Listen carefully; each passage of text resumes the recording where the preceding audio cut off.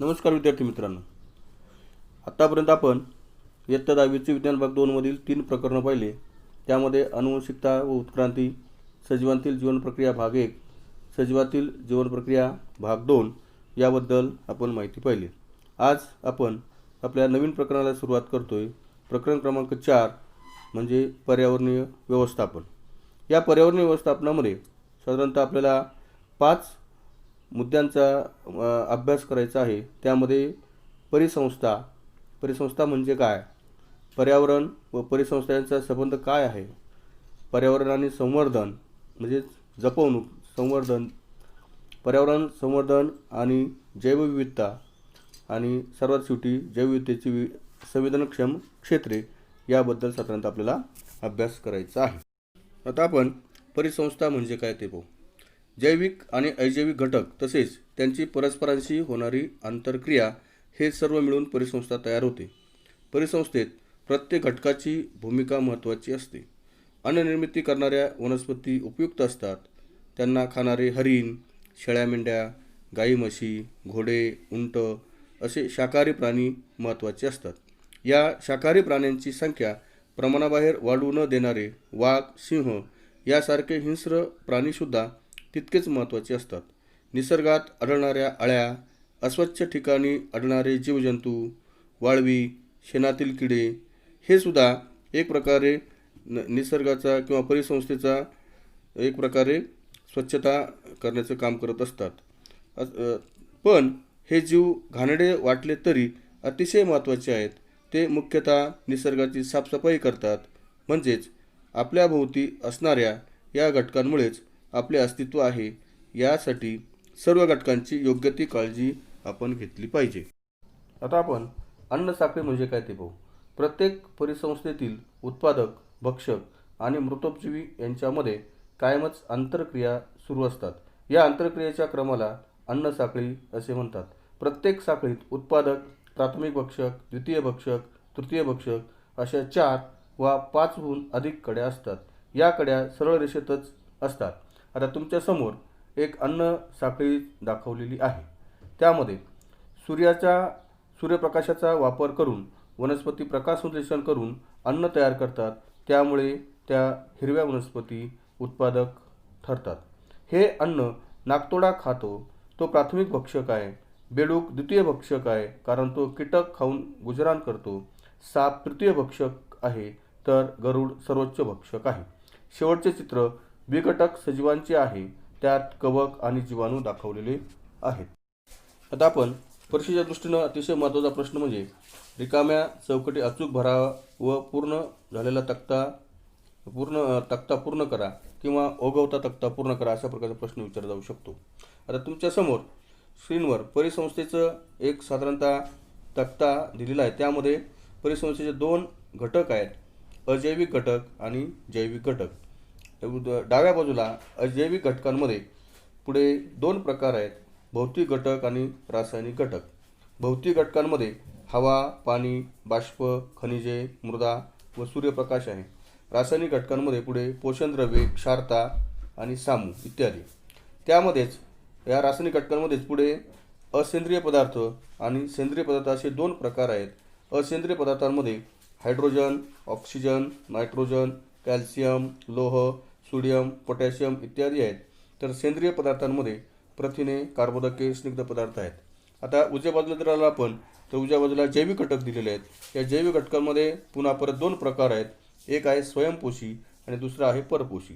स्वयंपोषी घटकांमध्ये उत्पादक आहेत आणि त्याचं उदाहरण आहे वनस्पती. परपोषीमध्ये पुन्हा परत 2 आहेत, भक्षक आणि विघटक. भक्षकामध्ये प्राणी आहेत आणि विघटकांमध्ये जीवाणू आहेत. आता प्राण्यांचे पुढे 3 प्रकार आहेत, प्राथमिक भक्षक, द्वितीय भक्षक आणि तृतीय भक्षक. अशा पद्धतीने हा तक्ता विद्यार्थ्यांनी वारंवार पाहावा, त्याचा चांगला अभ्यास करा, परीक्षेला विचारला जाऊ शकतो. आता आपण पर्यावरण व परिसंस्था यांचा संबंध काय आहे ते पाहू. पर्यावरण ही एक अत्यंत व्यापक संज्ञा आहे. आपल्या सभोवती असलेल्या भौतिक, रासायनिक व जैविक घटकांनी मिळून पर्यावरण बनते. थोडक्यात पर्यावरण म्हणजे सभोवतालची परिस्थिती. तिच्यात अनेक सजीव, निर्जीव, जैविक व मानवनिर्मित घटकांचा समावेश होतो. पर्यावरणाचे मुख्यतः दोन प्रकार पडतात. एक म्हणजे नैसर्गिक किंवा प्राकृतिक पर्यावरण आणि दुसरा प्रकार म्हणजे मानवनिर्मित पर्यावरण. नैसर्गिक पर्यावरणामध्ये हवा, वातावरण, जल, भूमी, सजीव इत्यादींचा समावेश होतो. यातील जैविक आणि अजैविक घटकांमध्ये सतत आंतरक्रिया घडत असतात. त्यांचे परस्पर संबंध फार महत्त्वपूर्ण असतात. मानवनिर्मित पर्यावरणाचा देखील नैसर्गिक पर्यावरणावर प्रत्यक्ष किंवा अप्रत्यक्ष प्रभाव पडत असतो. मूलतः पर्यावरणात दोन प्रमुख घटकांचा समावेश होतो. त्यामध्ये जैविक घटक, अजैविक घटक. पर्यावरणातील जैविक आणि अजैविक घटक यांच्यातील आंतरसंबंधांचा अभ्यास करण्याच्या शास्त्रास परिस्थितिकी असं सुद्धा म्हणतात, ज्याला इकॉलॉजी असं म्हणतात. परिस्थितिकीचा अभ्यास करण्यासाठी जे मूलभूत कार्यात्मक एकक वापरले जाते त्यास परिसंस्था असे म्हणतात. पर्यावरणात अनेक परिसंस्थांचा समावेश होतो. काही परिसंस्थांचा अभ्यास आपण मागच्या इयत्तेमध्ये सुद्धा केलेला आहे. विचार केला तर एखादा डोंगर, एखादा नदी, तलाव, पाण्याचे एखादी लहान डबके ही एक परिसंस्थाच आहे. तर आपली पृथ्वी ही सर्वात मोठी परिसंस्था आहे. थोडक्यात एखाद्या निश्चित केलेल्या भौगोलिक क्षेत्र व्यापणाऱ्या प्रदेशातील जैविक आणि अजैविक घटक तसेच त्यांच्यातील आंतरक्रिया हे सर्व एकत्र येऊन परिसंस्था बनत असते. थोडक्यात पर्यावरणातील जलचक्र आहे, वायुचक्र आहे, कार्बन चक्र आहे, नायट्रोजन चक्र आहे, ऑक्सिजन चक्र आहे. अशी नैसर्गिक चक्रे अखंडपणे चालू राहिली की पर्यावरणाचे संतुलन टिकून राहते. परिसंस्थेतील विविध अन्नसाखळ्यांमुळे ही पर्यावरण संतुलन कायम राहते. आता आपण पर्यावरण संवर्धन म्हणजे काय ते पाहू.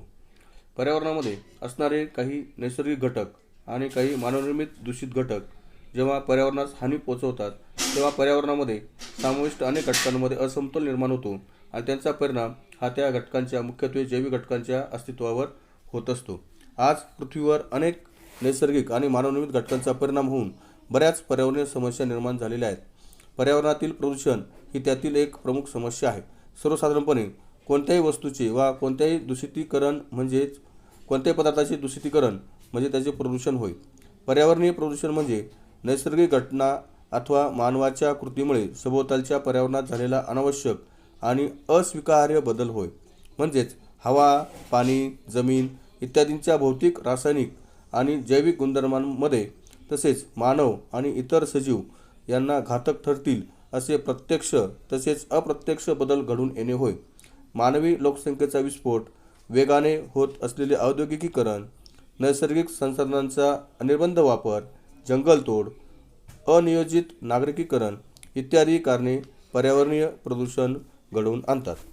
प्रदूषण तसं जर पाहिलं तर प्रदूषण ही एक खूप व्यापक संकल्पना आहे, मोठी संकल्पना आहे. त्यामध्ये आपल्याला हवा, जल, ध्वनी, किरणोत्सारी, भूमी, औष्णिक, प्रकाश, प्लास्टिक प्रदूषण असे विविध प्रकारचे प्रदूषण आढळून येते. या सर्वांचा विपरीत परिणाम हा सर्व सजीव आणि त्याच्या अस्तित्वावर होत असतो व यातूनच आज पर्यावरण संवर्धनाची गरज निर्माण झालेली आहे. आता आपण पर्यावरणावर परिणाम करणारे घटक कोणकोणते ते पाहू. परीक्षेला प्रश्नसुद्धा विचारला जाऊ शकतो. पुढील ओघवता तक्ता पूर्ण करा. त्यामध्ये पर्यावरणावर परिणाम करणारे घटकांमध्ये दोन घटक आहेत, नैसर्गिक घटक आणि मानवनिर्मित घटक. या नैसर्गिक घटकांमध्ये भूकंप, ज्वालामुखी, पूर, अतिवृष्टी, चक्रीवादळ, वणवा, दुष्काळ, अवर्षण इत्यादी. आणि मानवनिर्मित घटकांमध्ये जंगलतोड, हवा प्रदूषण, जलप्रदूषण, नागरिकीकरण, औद्योगिकीकरण, रस्ते, पूल, धरणे, इमारती इत्यादी बांधकामे व दहशतवाद इत्यादी. आता आपण परीक्षेदृष्टीने 1 मार्काचा प्रश्न विचारला जाऊ शकतो, त्याचा आपण अभ्यास करूया. पुढील चिन्ह संकेत काय सांगतात त्या आधारे तुमची भूमिका लिहा. हे पहिलं चिन्ह आहे. हे चिन्ह पुनर्वापर व पुनर्चक्रीकरण या प्रक्रिया दाखवते. नैसर्गिक साधनसंपदेचा अपव्यय टाळावा हे या चिन्हातून समजते. म्हणजेच दुसरं चिन्ह आहे पाणी वाचवा असा संदेश देते आणि तिसरं सौर ऊर्जेची कास धरा असा संदेश या चिन्हातून मिळतो. मग यावर आपली भूमिका काय आहे तर वरील सर्व चिन्हे पर्यावरण स्नेही या संकल्पनेची द्योतक आहेत. पहिल्या चिन्हावरून नैसर्गिक साधनसंपदाचा विनियोग योग्य प्रकारे व्हावा हे समजते. जितके शक्य असेल तितके जंगलवाद टाळण्याचा प्रयत्न करावा. दुसरा, पाण्याची समस्या सगळ्यांनाच गावागावात शहरांमध्ये आहे. गावामध्ये तर पाण्याच्या तुटवड्यामुळे दुष्काळी परिस्थिती निर्माण होते. कृषी उत्पादनावर देखील याचा गंभीर परिणाम होतो, म्हणून पाणी वाचवा हा संदेश सर्वदूर पोहोचणे योग्य आहे.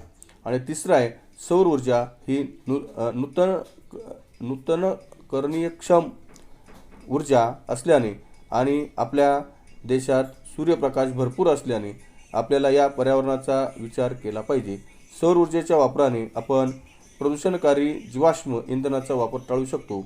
अशा चिन्हांमधून आपल्याला पर्यावरणस्नेही वर्तणुकीचे विचार समजतात आणि त्यायोगे आपण योग्य ती कृती करतो. आता स्क्रीनवर पुन्हा 2 आकृत्या दिसतात. त्यामध्ये प्रश्न असा आहे की पुढे दिलेल्या काही चिन्हांचा पर्यावरण संवर्धनासंदर्भात अर्थ शोधा. अशा इतर चिन्हांची यादी करा. पहिल्या आकृतीमध्ये या चिन्हाचा संदेश असा आहे की आपण कचरा व्यवस्थित हाताळा. इकडे तिकडे कचरा फेकू नका. कचरा ही संपत्ती ठरू शकते. आपण त्याचे व्यवस्थापन नीट आणि जबाबदारीने केले पाहिजे. दुसरी आकृती आहे, विजेचा वापर काटकसरीने करा. त्यामुळे नैसर्गिक साधनसंपदा वाचू शकाल. अशा आशयाचा मतितार्थ या चिन्हातून. आता परत तुमच्यासमोर 3 चित्र तुमच्या स्क्रीनवर दिसतात. पहिल्या चित्रामध्ये सायकल दिसते. याचाच अर्थ हरित ऊर्जेचा वापर करा, दुचाकी वापरा, इंधन वाचवा अशा आशयाचा संदेश हे चित्र देते. दुसरं चित्र आहे, थेंबाचं दिसतंय. पाणी वाचवा, पुढच्या शाश्वततेसाठी पाण्याचा वापर काळजीपूर्वक करा अशा आशयाचा संदेश देते. आणि तिसरं चित्र आहे, WWF आणि BNHS या 2 संस्थांची वरील चिन्हे आहेत. यात दाखवलेला पांडा हा प्राणी आणि हॉर्नबिल हा पक्षी आपल्याला जीवसंवर्धनाचा संदेश देतो. आता आपण पर्यावरण संवर्धनाची गरज म्हणजे आवश्यकता काय आहे ते पाहू. पर्यावरण संवर्धनासंबंधीचे कायदे सर्वसामान्यांना माहिती नसतात.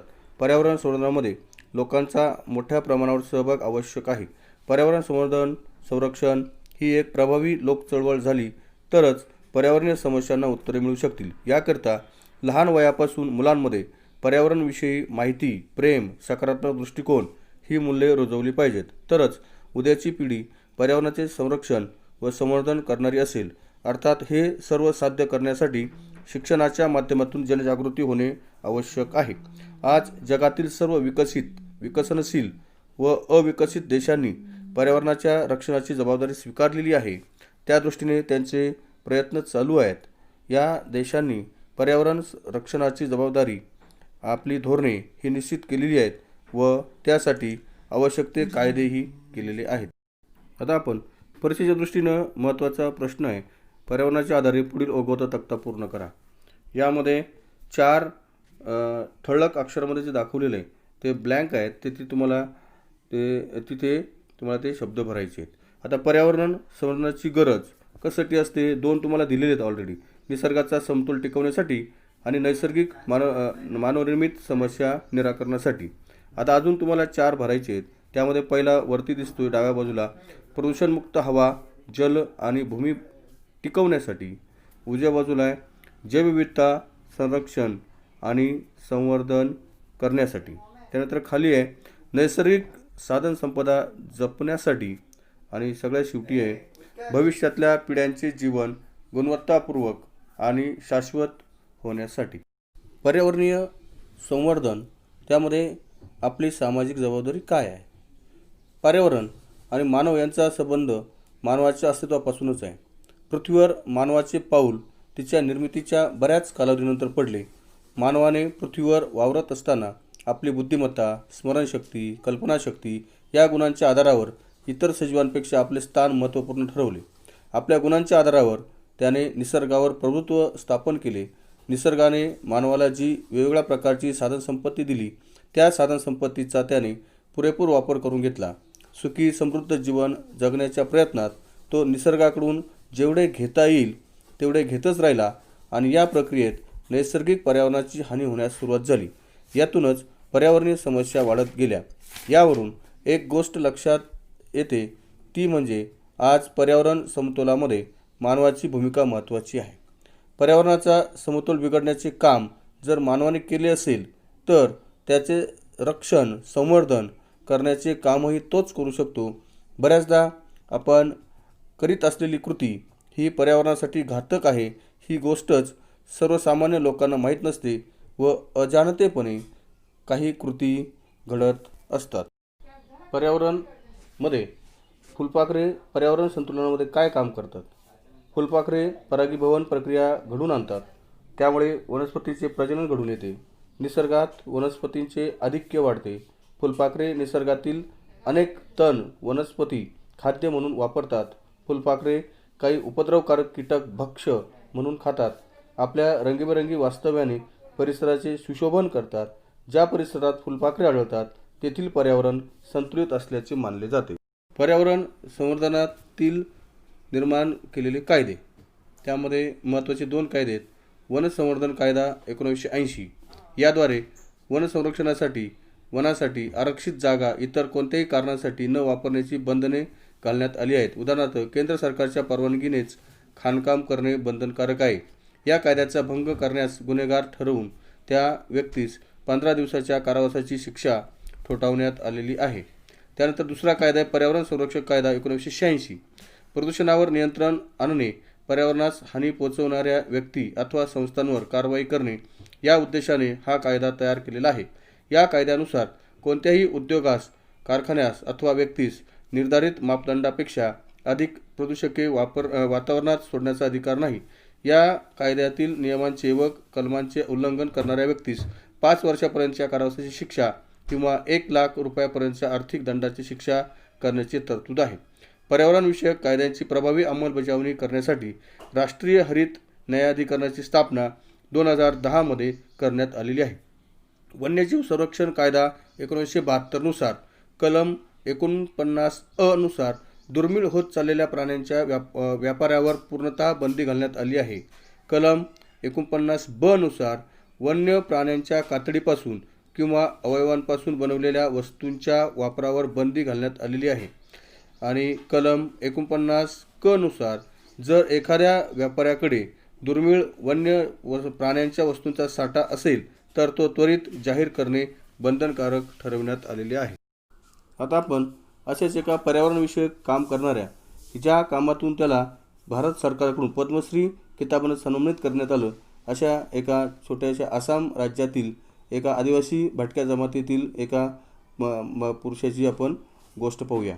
आसाम राज्यामध्ये आदिवासी भटक्या जमातीतील जन्म घेतलेल्या यादव मोलाई पयांग नावाचा एक कर्तबगार माणूस 1963ला जन्मलेल्या मोलाई यादव वयाच्या 16 वर्षापासूनच जंगल कामगार म्हणून काम करीत होता.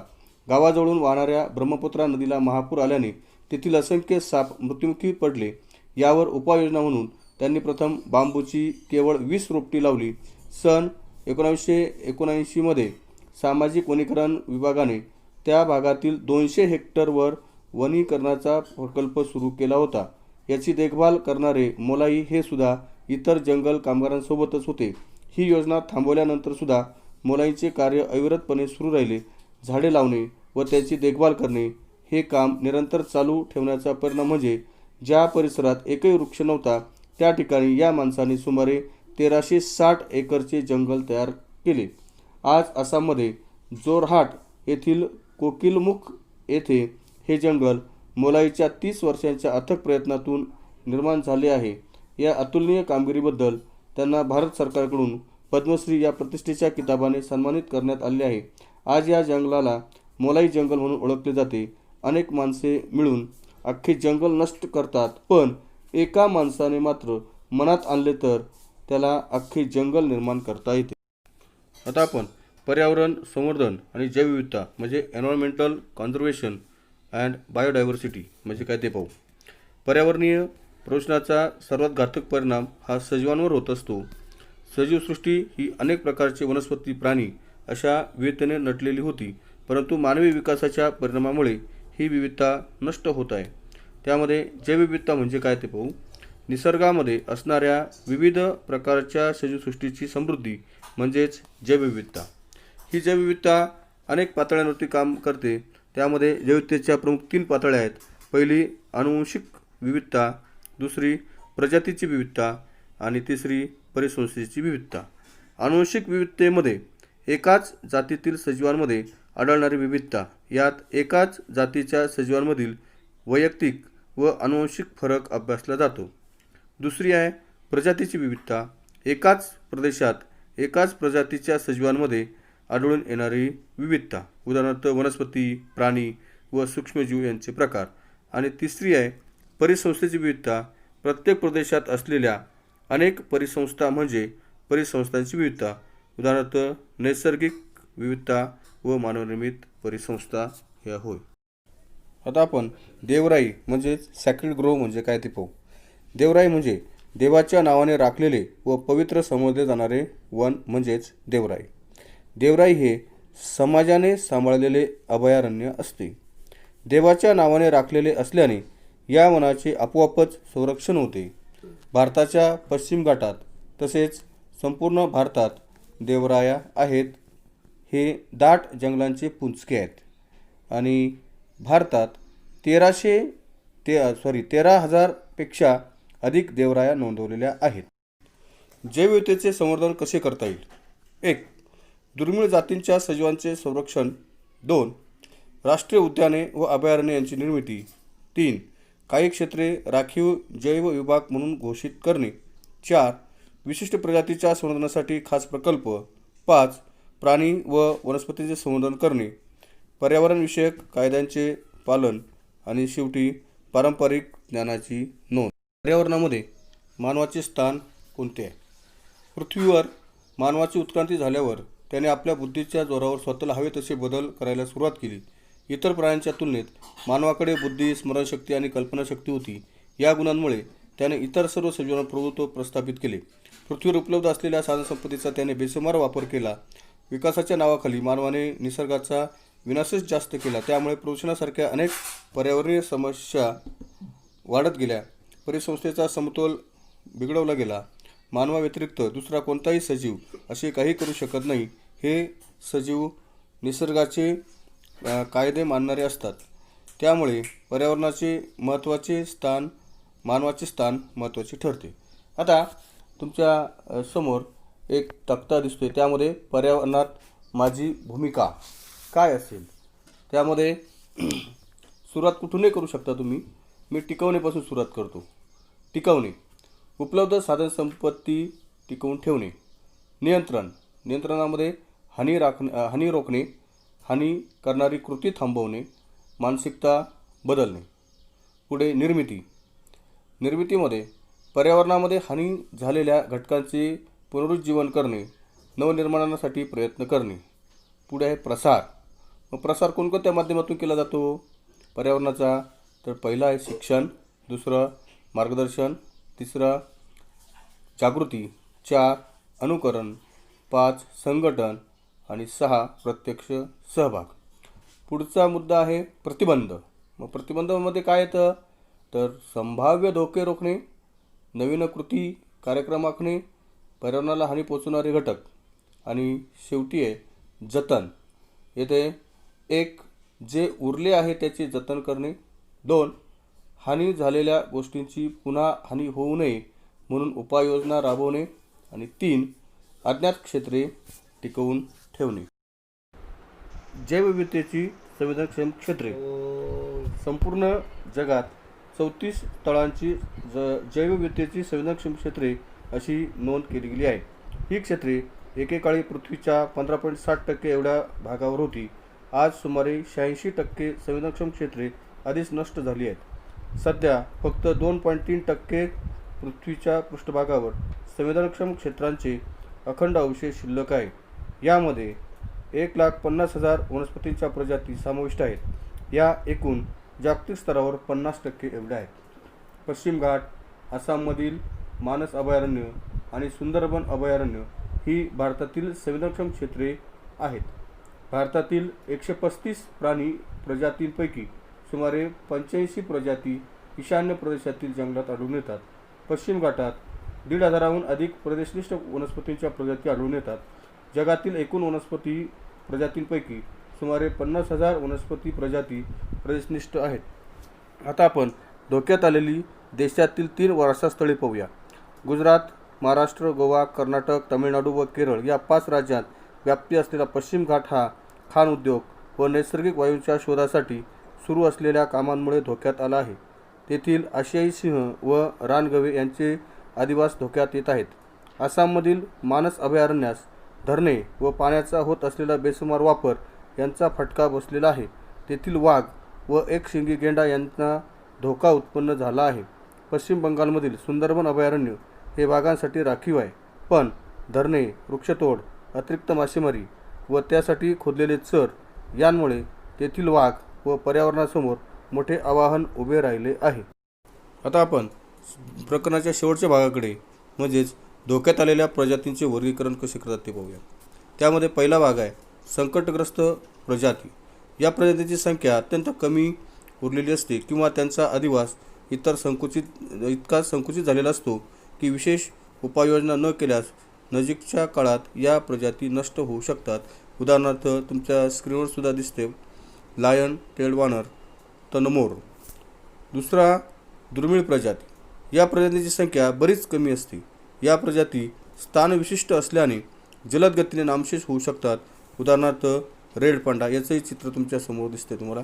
दुसरं उदाहरण आहे कस्तुरी मृग. तिसरं संवेदनशील प्रजाती. या प्रजातीची संख्या अत्यंत कमी झालेली असते आणि सातत्याने घटतच राहते. सातत्याने घटणारी जीवसंख्या हेच या प्रजातीबाबत चिंतेचे कारण आहे. उदाहरणार्थ पट्टेरी वाघ, गिरचे सिंह. त्यानंतर चौथा आहे अनिश्चित प्रजाती. या प्रजाती धोक्यात असल्यासारख्या भासतात, मात्र त्यांच्या वर्तनाच्या काही सवयींमुळे अशा प्रजातींची कोणतीही विशिष्ट आणि ठोस माहिती उपलब्ध नसते. उदाहरणार्थ शेकरू, खार. त्यानंतर दिनविशेषमध्ये 22 मे हा जागतिक जैवविविधता दिन म्हणून साजरा केला जातो. आंतरराष्ट्रीय निसर्ग संवर्धन संघटना IUCN ही संघटना विविध देशातील धोक्यात आलेल्या वन्यजीव प्रजातींची यादी तयार करते.